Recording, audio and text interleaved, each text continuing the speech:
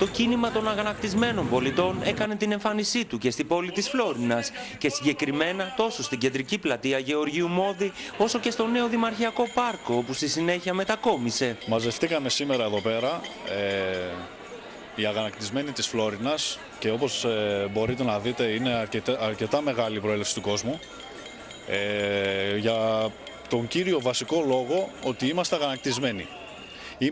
Κατεβαίνουμε εδώ πέρα ως Έλληνες πάνω απ' όλα, ούτε αριστεροί, ούτε δεξιοί, ούτε Ολυμπιακοί, ούτε Παναθηναϊκοί, ούτε τίποτα. Έλληνες πάνω απ' όλα. Ξεπουλάνε την Ελλάδα αυτή τη στιγμή. Έχουν υπογραφεί διεθνείς συμβάσεις, τις οποίες υποδουλώνεται η Ελλάδα. Εκατοντάδες πολίτες συγκεντρώθηκαν και εξέφρασαν την αγανάκτησή τους για το μνημόνιο και τα συνεχώς νέα μέτρα.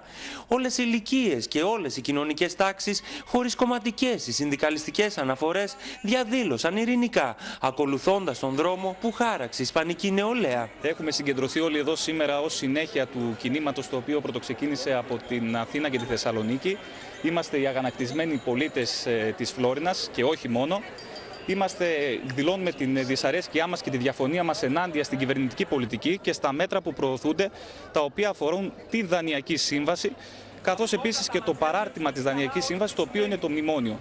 Όλα αυτά τα οποία προωθούνται είναι πέσκυντα και είναι κατά των Ελλήνων και θα πρέπει όλοι να ξεσηκωθούμε και να αντιδράσουμε. Είμαστε πέρα από κομματικά, πιστεύω, σήμερα εδώ μαζεμένοι, γιατί είμαστε ενάντια στη κυβερνητική πολιτική.